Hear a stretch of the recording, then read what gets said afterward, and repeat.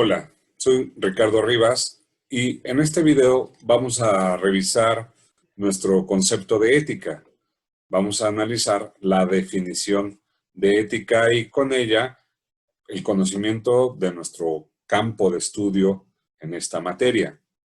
Partimos de esta pregunta: ¿qué es moral en el ser humano? Y como subtítulo, el objeto de estudio de la ética. En un primer momento propongo esta definición.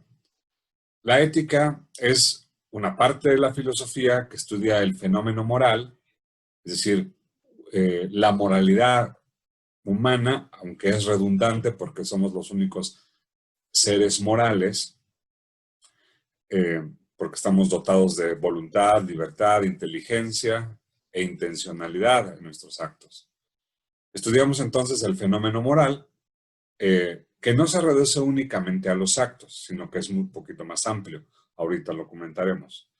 ¿Y desde qué enfoque o desde qué perspectiva abordamos el fenómeno moral? Bueno, desde su naturaleza, su esencia, su sentido y su finalidad. Y lo hacemos en virtud de un parámetro o de un criterio de análisis o de valoración. ¿Cuál es ese criterio? Bueno, pueden proponerse muchos, existen muchos criterios para determinar qué es lo bueno y qué es lo malo. Pero de acuerdo a la tradición filosófica, podemos citar en este momento 3 criterios que nos servirán a lo largo del curso precisamente para poder desarrollar nuestra materia. Un primer criterio de definición de lo bueno y lo malo es la dignidad de la persona humana, ¿sí? Eh, bueno será aquello que afirme la dignidad de la persona humana. Bueno es todo aquello que promueva, que garantice, que respete, todas las acciones que respeten la dignidad humana podrán ser calificadas como buenas. Malo será negativo, reprobable, incorrecto será todo aquello que vaya en contra, que se oponga, que niegue, que reduzca, que violente la dignidad de la persona humana. Un segundo criterio es el fin último del ser humano. Los filósofos en la antigüedad y en la Edad Media, y aún filósofos modernos y contemporáneos, coinciden en que el fin último del ser humano es la felicidad. Entonces, la felicidad o el fin último, como veremos en nuestra primera lectura de la antología, se convierte en parámetro de moralidad, parámetro para poder calificar, juzgar lo bueno y lo malo. Bueno es aquello que contribuye a la realización de nuestro fin último. Malo es todo aquello que obsta, que niega, que priva a la persona de poder alcanzar su fin último, eh, su felicidad. Entonces, acciones buenas serán todas aquellas que nos encaminen, que nos aproximen precisamente a la realización de esta meta última, ¿sí? Malo, negativo, será, pues, repito, aquellas acciones que nos alejen, que nos priven de este fin último.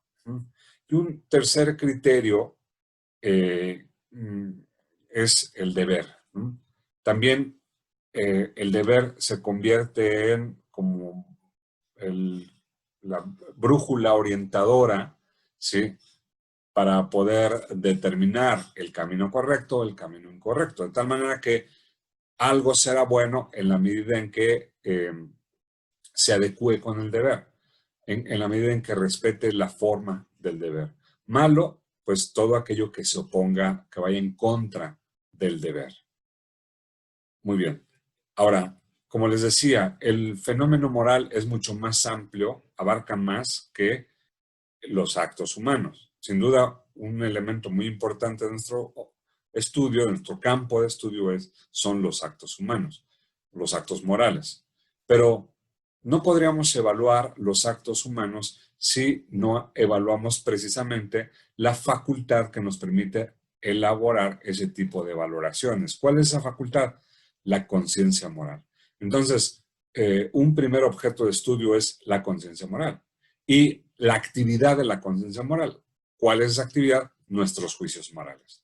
Entonces, en la ética también evaluamos la naturaleza, la función y el valor de los juicios morales. ¿Por qué? Porque en virtud de los juicios morales, nosotros hacemos evaluaciones morales sobre las instituciones, bueno, sobre las acciones, sobre las intenciones, los motivos, eh, la finalidad, el propósito que persigue una persona para realizar una determinada acción, pero también mediante los juicios de valor moral evaluamos a las personas como sujeto moral, ¿sí? Y a su vez también los juicios de valor moral nos ayudan a evaluar las instituciones, o son el instrumento mediante el cual evaluamos no solamente las acciones, las intenciones y a las personas, sino también las creaciones de esas personas, las instituciones que pueden derivar en sistemas políticos, sistemas económicos, sistemas jurídicos, etcétera. Entonces, no hay que perder de vista esto. Nuestro objeto de estudio es la conciencia moral y la actividad de nuestra conciencia moral, que son los juicios morales. Pero ahí no acaba todo. También el campo de estudio de la ética abarca a la persona misma en su carácter unitario. De tal manera que quien realiza una acción, la acción no se le atribuye a la mano o solamente al cerebro que decide, sino se atribuye, se imputa a la persona completa. Porque la persona completa es el sujeto moral por excelencia. No hay acciones buenas ni malas si no hay una persona moral, un sujeto moral, que realice determinada acción. No hay una buena intención si no hay detrás un sujeto moral que tenga esa buena intención. Entonces también en nuestro campo de estudio estudiamos a la persona.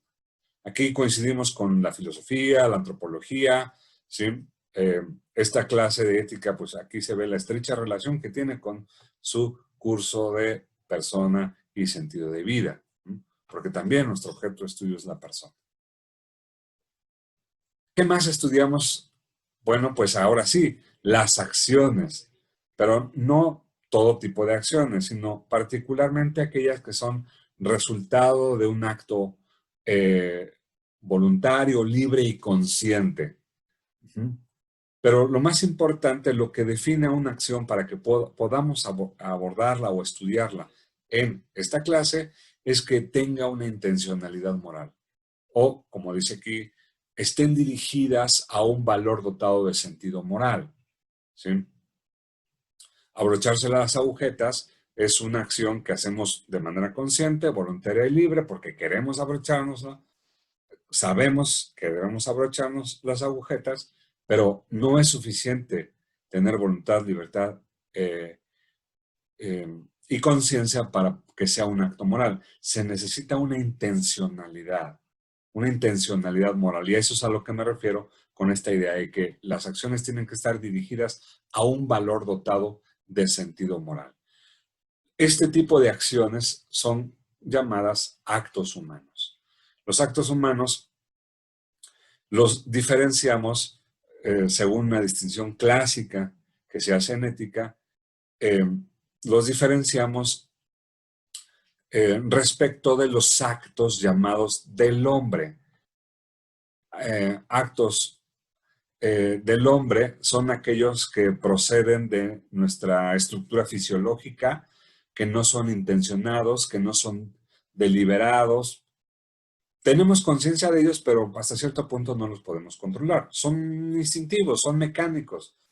Esos actos del hombre no son morales, son amorales. Los actos humanos, como son producto de la real y libre voluntad del individuo, como es el individuo quien lo trae ese acto al mundo, él queda responsabilizado de él y además, pues, es susceptible de valoración moral, ¿sí? Ahora, también en el campo de la ética estudiamos las disposiciones internas del carácter, ¿sí?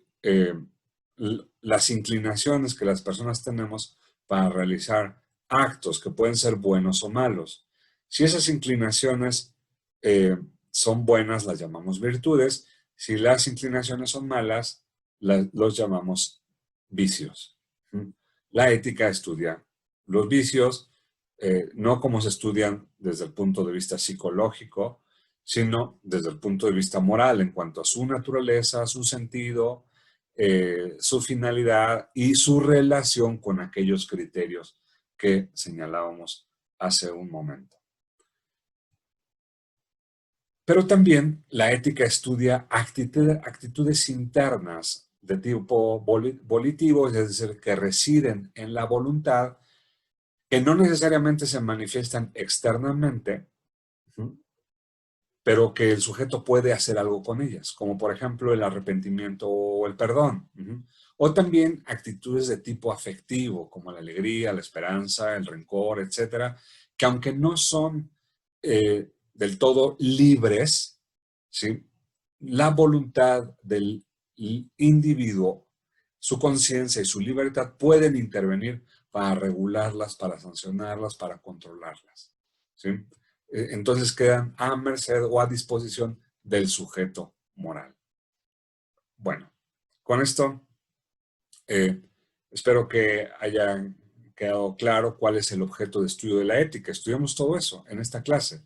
La conciencia y los juicios de valor moral, porque mediante ellos evaluamos todo lo demás. Evaluamos a las personas como sujetos morales, evaluamos las acciones como los actos humanos, voluntarios, conscientes y libres y dirigidos en un sentido, dotados de un sentido de valor moral, es decir, con una intencionalidad moral. Estudiamos las intenciones mismas, estudiamos las instituciones, estudiamos las disposiciones internas del carácter y este tipo de actitudes internas que no necesariamente se manifiestan externamente o que sí pueden manifestarse. Por ejemplo, la ira. Yo no decido tener ira, simplemente reacciono con ira. ¿Qué hago con ese sentimiento o esa afección? ¿Qué hago con ello? Puedo traducirla en violencia, etcétera, o puedo simplemente canalizarla en formas más positivas. Todo esto estudiamos y a lo largo de los diferentes temas y las diferentes lecturas veremos efectivamente cómo estos temas son tocados en nuestro curso.